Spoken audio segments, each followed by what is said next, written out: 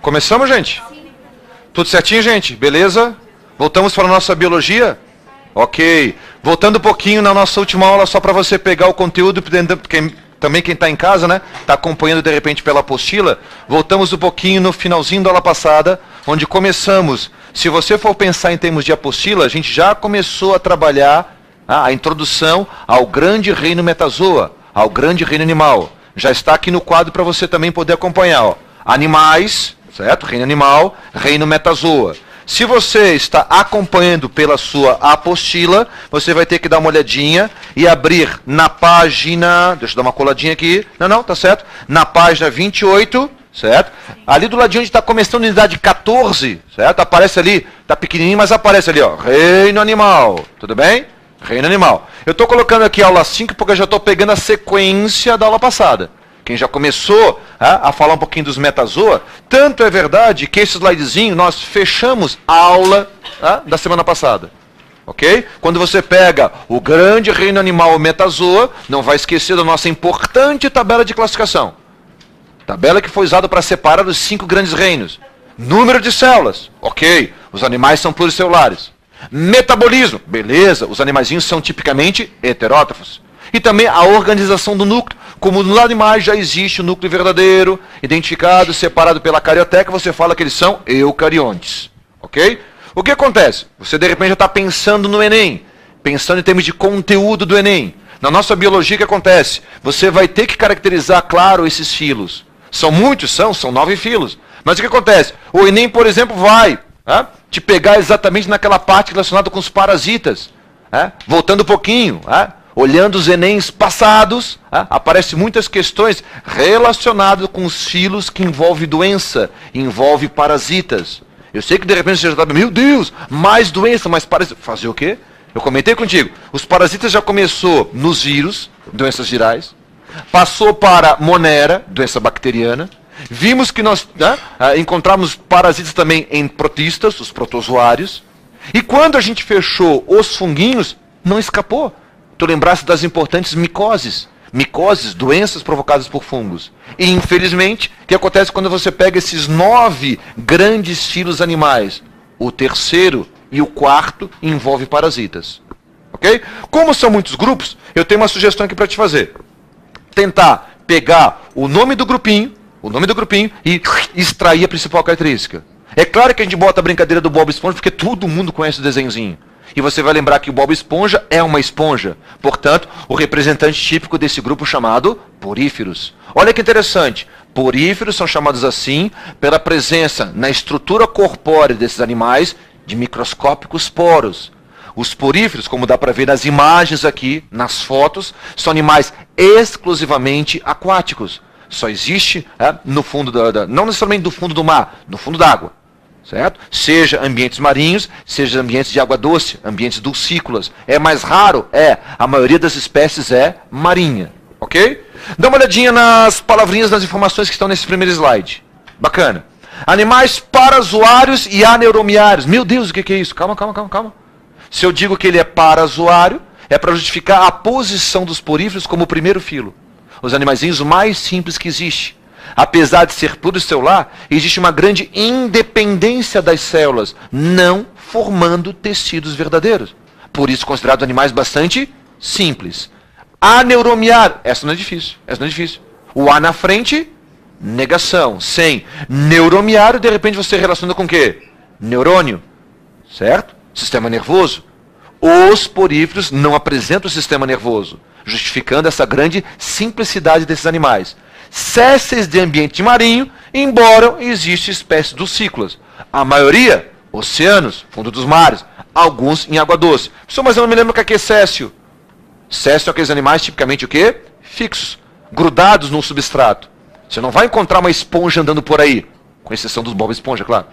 As esponjinhas reais, animais marinhos, estão o quê? Fixos, grudados, por exemplo, em cima de uma pedra. Tudo bem?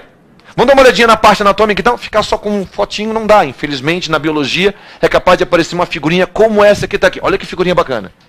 Foi feito o quê? Um corte longitudinal no corpo desse animal, te mostrando que a estrutura anatômica é bastante simples.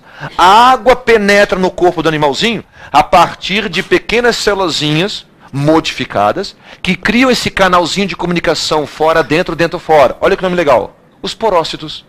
Ah, que bacana. Terminação citocélula. Célula que forma o poro. O poro por onde a água pode penetrar. Na boa?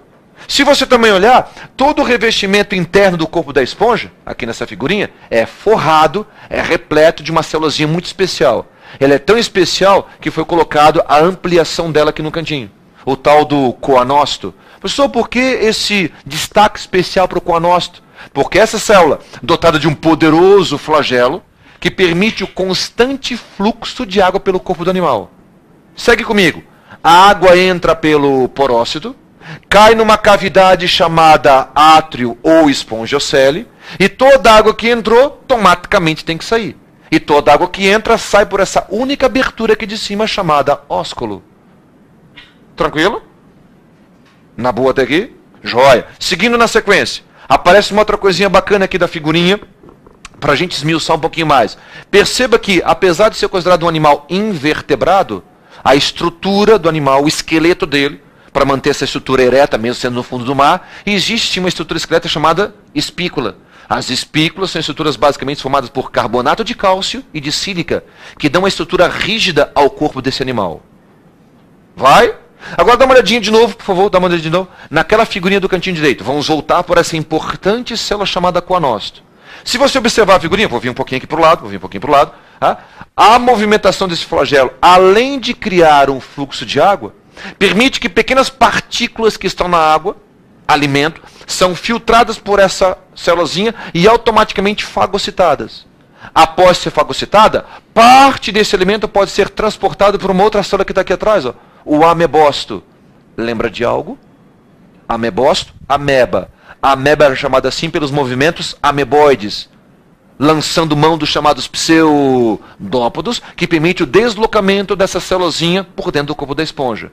É legal ter isso porque, por ser um animalzinho muito simples, não tem sistema digestório, não tem sistema circulatório. Portanto, são célulazinhas como amebócito que vão percorrer o corpo dessa esponja, levando parte desse alimento para todas as células. Na boa? Ficou legal? Então, estou salientando para ti. O porócito, que é a célula que cria esse poro, que dá o nome ao grupo porócitos, e também, poríferos, e também a célulazinha que permite esse constante fluxo de água, o chamado coanócito. Perguntinha, para você que está aqui, e também para quem está em casa. Quem observou essa constante circulação de água pelo corpo do animal, deve ter percebido que isso é vital para a sobrevivência da esponja. Então vamos para a perguntinha importante. Quais são os 4 fenômenos vitais que vai acontecer nesse animal, dependente da circulação de água? Boa essa, hein? Boa essa. Boa. Vamos lá, me ajuda. Reprodução, escutei. Alimentação, escutei. Respiração, escutei. Só falta mais um. Excreção. Coisa linda. Posso até dar o clique. Olha. Está ali a tua resposta, lá. A circulação de água pelo corpo do animal permite que o alimento seja incorporado. Permite que o oxigênio entre, passe pelas células e respire. Permite que resíduos, substâncias tóxicas produzidas sejam eliminadas. E também na reprodução por qual motivo? Gametinha, meu amigo. As esponjas se reproduzem tanto assexuadamente como sexuadamente. E se fala reprodução sexuada, você tem que lembrar de gameta. O gameta sai do corpo da esponjinha e alcança o oceano, o ambiente aquático externo, com a ajuda desse fluxo de água. Maravilha. Pois não? Qual, amigo? Ah, legal. Quem não escutou em casa? A célulazinha chamada coanócito é exclusiva do corpo das esponjas. Inclusive, tu pode ir além. Coanócito, porócito, amebócito. Essas células que ele está colocando aqui é típica desse animalzinho. Perfeito? Típica das esponjinhas, dos poríferos. Até por causa dessa característica e essas funções importantes que eu te coloquei aqui no cantinho direito. Bacana? Um pouquinho mais pra frente que eu acho que eu tenho mais figurinhas aqui para ti. O tipo de reprodução, tanto assexuada como sexuada. Olha que legal. Pegou? Por que o nomezinho simples brotamento? Um tipo de reprodução, vou aproveitar a tua perguntinha, que não é exclusivo de esponja. O brotamento é um tipo de reprodução que você vai encontrar em outros organismos. Mas a figurinha é bastante didática. Aparece um pequeno broto surgindo aqui do ladinho. Posteriormente esse broto se desprende. E agora você tem o quê? 2 novos animaizinhos. Ou um animalzinho velho e um novo, que seja. Só que se a reprodução desse tipo é assexuada por brotamento, lembra uma coisa importante. Que talvez você já viu com o Marquinho na outra biologia, parte de genética. Se ocorrer reprodução assexuada e não teve gametinha, aquele pequeno indivíduo, aquele brotinho que se soltou lá no cantinho direito, geneticamente falando, é igual ao ancestral, é igual essa esponja mamãe, ok? Na sequência, olha que processo também interessante, considerado também assexuado, processo de gemulação, formando brotos internos, perfeito? A partir de amebócitos, que é a estrutura importante quando a esponja está no ambiente desfavorável. Por exemplo, esponja de água doce que vive num lago. Faz tempo que não chove, portanto a lâmina d'água, perfeito? A esponjinha que está mais próximo da beira desse lago, corre risco do quê? Com o decréscimo de chuva e a lâmina d'água baixando. Secar, meu amigo. Se ficar fora d'água, a esponjinha, ó, já era, seca. Essa estrutura chamada gêmula, que está mostrando aqui na figurinha, liberando essas estruturas de resistência, permite que, apesar da esponja mamãe morrer, garante que essas estruturas, quando a chuva voltar, o lago voltar àquela condição inicial, a partir das estruturas reprodutoras, essas gêmulas, novas esponjinhas serão formadas. Bacana, interessante, questão de sobrevivência. E como é que fica, gente? A parte sexuada, envolvendo gametinhas. Teve gente que falou agora há pouco que a circulação de água era importante por qual motivo? Liberar esses gametinhas no ambiente aquático. E eu acho que a figurinha aqui foi bem feliz. Tu consegue observar aqui, ó, espermatozoides sendo lançados, perfeito? Expelidos do corpo da esponja, penetrando numa outra esponjinha e ocorrendo a fecundação. Opa, apareceu gameta, só pode ser o quê? Reprodução sexuada. Libera uma larvinha, essa larvinha faz parte do plâncton. Quando cresce um pouquinho, fixe, como ele botou aqui, assentamento, fixar no determinado local, cresce, se desenvolve e forma uma nova esponja. Então, interessante. Nesses animais envolve tanto um processo assexuado como um processo sexuado. Com a presença de gametinhas e sem a presença de gametinhas. Maravilha. Apareceu agora há pouco. Olha que bacana essa figurinha aqui de cima, te mostrando as espículas. Como não dá para ver olho nu, é uma imagem obtida de microscopia. Ah, só parece um monte de espinhozinho, parece um monte de agulha, mas é isso. Estruturas formadas de carbonato de cálcio e de sílica, que dão o quê? A resistência, o esqueleto do animal. Olha só que interessante essa foto. Não acredita? Olha a foto. Tu acha que todas as esponjas que existem no fundo do mar são coisas pequenininhas, de pequeno porte? Claro que não. Existe esponja de tamanho interessante. Aqui no caso o cara chegou mergulhador, chegou a entrar aqui, ó, tá dentro do átrio dessa esponja. Para te mostrar que essa estrutura gigantesca permanece assim com a ajuda desse endoesqueleto. Ah, só, mas o cara é maluco ali, né? Por quê, filho? Ah, porque entrando ali a esponja vai comer ele, né? Não. Você acabou de ver agora há pouco que a esponja faz o quê? Filtra pequenas partículazinhas que vêm com a água. Nós humanos não fazemos parte do cardápio da esponja. Tá? E aqui embaixo, para poder fechar, olha que importante, tipos morfológicos. Tipos morfológicos. As esponjas mais simples que existem no fundo do mar são chamadas de ascon. Por quê? A parede do corpo extremamente simples. Esse porozinho que permite a entrada de água cai no átrio, sai pelo ósculo. O que acontece quando você vem por tipo intermediário, chamado de sícon? Percebeu que a parede do corpo já faz pequenas ondulações, curvinhas?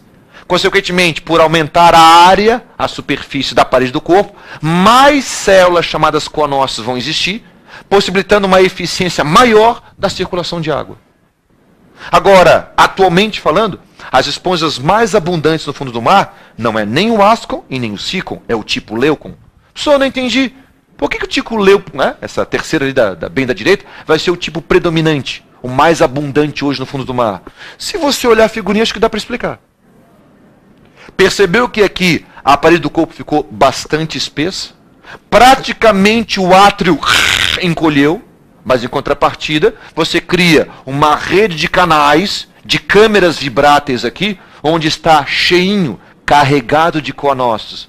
Consequentemente, desses 3 tipos, qual que tu acha que vai ser a mais eficiente para fazer com que essa água circule rapidamente? Aquela lá. Sabe-se hoje que uma esponjinha do tipo leuco, de aproximadamente 10 centímetros de altura, com cerca de 1 centímetro de diâmetro, tamanho da tua caneta, consegue, em um único dia, filtrar aproximadamente 23 litros de água. Vamos arredondar as contas? 1 litro por hora. Bom, uma esponjinha desse tamanhozinho. Imagina o que essa ignorante aqui faz. Imagina a quantidade de água que é filtrada de uma esponja daquele tamanho, cara. Absurdo. Ok? Então, as esponjinhas, animais muito interessantes, o nosso primeiro grupinho. Olha lá que bonitinha que apareceu lá. Ó. Não sei se já aconteceu contigo. O que, pessoal? Encontrar, ou ter a infelicidade de encontrar esse bichinho quando está tomando banho de mar. Não é muito agradável, né? Porque quando você pega agora o segundo grupo chamado de quinidários, eles são chamados assim por qual motivo? Lê o texto. Viu como já está ali a explicaçãozinha bonita? Ali, ó. Característico por apresentar uma cavidade gastrovascular e células urticantes chamadas de quinidócito. Então pega aqui, ó. Palavrinha quinidócito, quinidário. Como aconteceu com as esponjinhas, a palavra poro, de porócito, os poríferos. Certo? Algumas espécies apresentam um ciclo reprodutor denominado metagênese ou alternância de gerações. Vamos ver com calma. Vamos ver com calma. Primeiro, percebe essas duas fotinhos que eu coloquei aqui no slidezinho de apresentação? Pois não?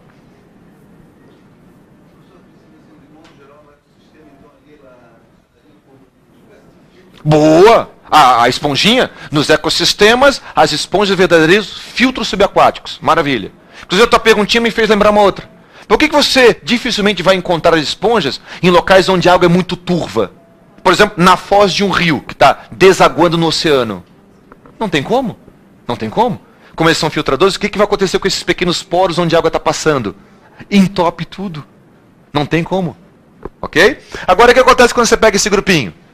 Primeira perguntinha que eu te fiz. Já aconteceu de repente, lá no verão, estava tomando banhozinho de mar, e de repente aconteceu o quê? De uma sacaninha de uma água viva muito próxima de você, encostou um tentáculo no braço. Encostou o tentáculo numa perna. Aí já sai que desespero. Já sai berrando dentro d'água. Tá? Muitas vezes com aquele vermelhinho, aquele tentáculo pendurado no teu braço. Então vamos ver aqui. Ó. Primeiro, dá uma olhadinha nessas duas figurinhas. Uma característica muito interessante desse grupo. Você vai encontrar em muitos quinidários duas fases importantes na vida. A fase céssio,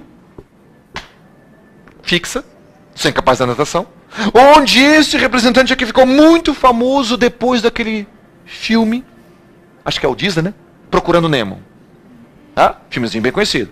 Procurando Nemo, tá? Você vai lembrar do peixe palhaço, que tem uma associação muito interessante com quem? Com as anêmonas do mar. O peixe palhaço apresenta um muco protetor que permite ele se aproximar dos tentáculos da anêmona do mar e não ser atacado. A anêmona então ficou famosa a partir do filmezinho Procurando Nemo. Se você olhar à sua direita, nós temos agora a outra forma de vida de muitos quinidários. Aquela que tem capacidade de locomoção, natação, as chamadas águas-vivas. E tu viu que eu já fiz uma sacanagem ali, né? Como eu te mostrei agora há pouco no slide anterior, aquela esponja gigantesca. Tu acha que todas as águas-vivas são coisas titiniquinhas? Não, olha o tamanho. Cara, o cara é maluco, tá mergulhando ali do lado, ele vai morrer. Por quê? Tu acha que todas as águas-vivas apresentam toxina tão poderosa que poderia provocar a morte do indivíduo? Não. Aqui, inclusive, nos quinidários, tu pode lembrar de um famoso ditado. Tamanho não é documento. Apesar dessa aqui ser grandona, não necessariamente a substância urticante produzida por ela é fatal. Agora, quem gosta de ver aqueles documentários na televisão, já deve ter escutado. Um dos animais que apresenta a toxina mais poderosa do reino animal é uma água-viva, chamada de vespa do mar, que ainda bem, obrigado senhor, não tem no Brasil. Mas se você for passar as suas próximas férias na Austrália, cuidado, tá? É pequenininha, mas é super poderosa. A toxina, a substância urticante produzida por ela, age no teu músculo cardíaco. Cara, tô tomando banho, parada cardiorrespiratória. Talvez seja a última vez que você vai para a Austrália. Interessante. O que mais que apareceu aqui no texto para a gente poder fechar antes de passar o próximo slidezinho? Tu viu aqui interessante? Por que antigamente chamado selenterado? Vem de selenterum. Selenterum, cavidade. Como assim, pessoal? Cavidade gastrovascular. Legal. O que acontecia com o grupo anterior, o Bob Esponja? Dependia de pequenas partículas que vinham com a água, que ele filtrava para poder comer. E agora aqui?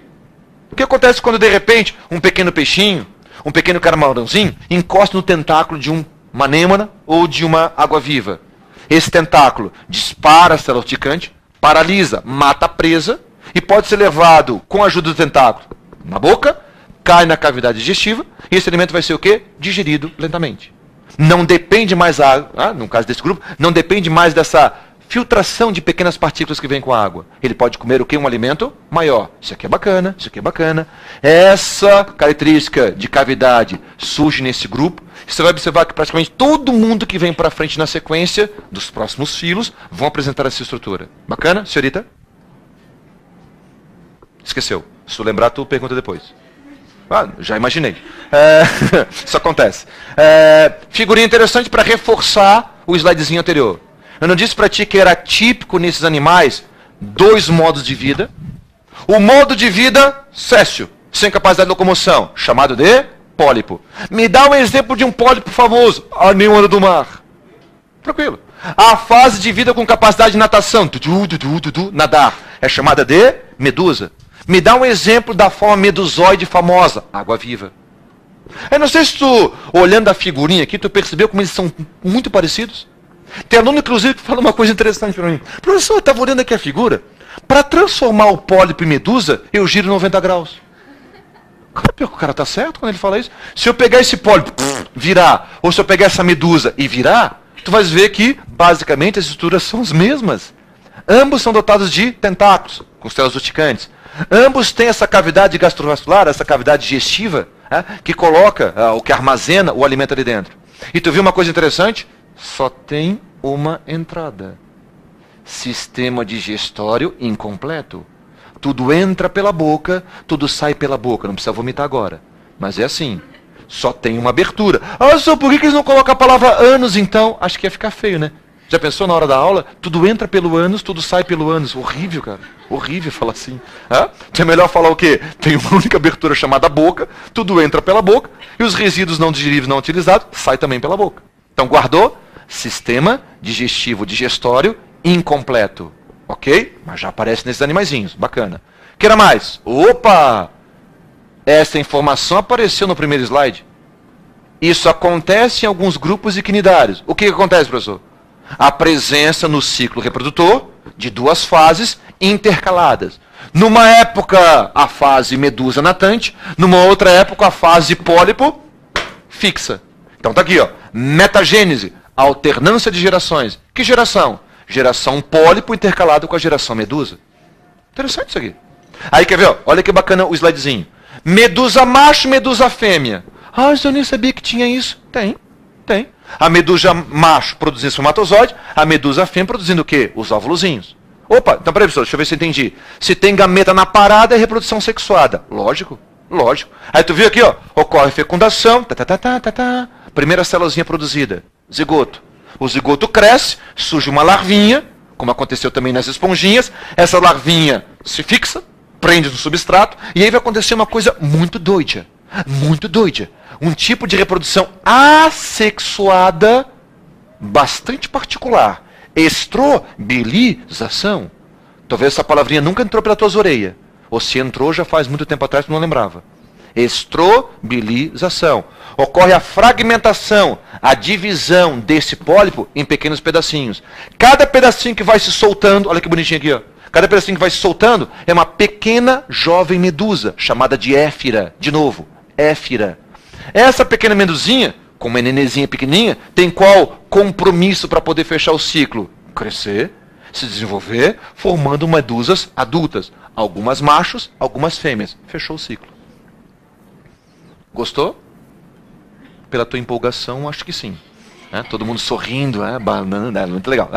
Bacaninha? Então, em alguns, não vai esquecer disso, em alguns grupos de cnidários, você observa essa característica.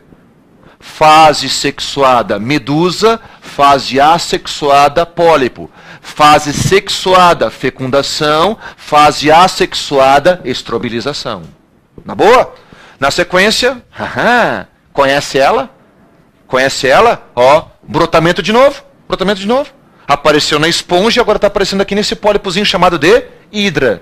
Olha só que bonitinho, ó, o brotinho aqui do lado. Solta o brotinho e cresce. Bonitinho. Processo, então, assexuado, porque tu acabou de concordar comigo que esse brotinho que quando desprende, geneticamente falando, é igual ao animal adulto aqui do ladinho. Figurinhas para fechar? Bacana figurinhas para a gente dar uma olhadinha. Caravela, um importante conidário colonial, que eventualmente você que gosta de ir muito para a praia, principalmente no verão, talvez já encontrou. Olha que bacana, ela encalhou na areia, e aqui mostrando esse flutuador que mantém essa colônia flutuando nos oceanos. Olha que foto bonita. Adivinha por que o nome coral cérebro? Também, né? Olha o formato. Esse aqui é bacana porque ele ocorre no litoral da Bahia. Já ouviu falar de Abrolhos? Talvez? Um local no litoral brasileiro que existe esse tipo de coral. E acho que pelo formato ali do animal, tu percebeu por que o nome coral cérebro. Gente, não falamos no comecinho que o nome do grupo se dava pela presença dessa células urticante chamada quinidócito? Olha que bacana o funcionamento dessa célusinha. Quinidócito, também chamado de nematocisto. Bacana. Essa estrutura descarrega, libera a substância urticante quando alguma coisa toca esse gatilho, como se fosse uma arma, desenrola o filamento urticante e penetra na pele da vítima. Eu acho bacana essa figurinha porque ele está te mostrando como que ocorre o funcionamento dessa célula quando inativa, descarregada, e quando ela foi excitada, estimulada a descarregar esse filamento urticante que penetra no corpo da vítima, liberando a toxina. Em alguns casos acontece isso aqui, né, gente? Então, algumas praias, olha só, plaquinhas de advertência, e muitas vezes, olha só o que aconteceu com o sujeito. Imagina a quantidade de tentáculos que encostou nas pernas desse indivíduo. Podemos fechar, então? Temos, acho que, mais uns 2 minutinhos só para fechar a aula. Vamos fazer a classificaçãozinha desse grupo para fechar? Então, está aqui a classificação. Tu separa os quinidários, basicamente, em 3 grupos. Se eu falo hidrozoa, entra quem? As hidras. Onde você tem o predomínio dessa forma de pólipo, a forma céssio, fixa no substrato, certo? Eu tenho o grupo dos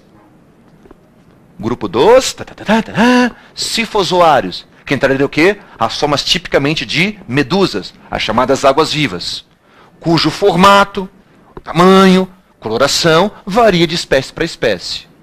Desde animais pequenininhos, essa aqui é a vespa do mar, não é muito grande, até aquela minha foto anterior, que eu te mostrei agora há pouco, o mergulhador lá nadando, do lado de uma baita de uma água-viva. E o terceiro grupinho aqui para fechar, gente, entraria os antozoa. Antozoa, somente pólipos, não existe medusa, onde o exemplo que eu te falei agora há pouco, o representante famoso, são as anêmias do mar, por causa do filmezinho Procurando Nemo. E à sua direita, não esqueça, um outro grupo animal, um outro representante importante do grupo, que são os corais. Eu digo importante não só por causa da biologia, mas de repente, lembra? Os probleminhas dos recifes de corais, os atóis, que muitas vezes as embarcações batiam nesses recifes e acabavam o quê? Afundando. Legal? Fechamos por hoje? Belezinha? Valeu então, gente. Próxima aula a gente segue na sequência da classificação. Entramos no grupo dos vermezinhos. Valeu. Até a próxima.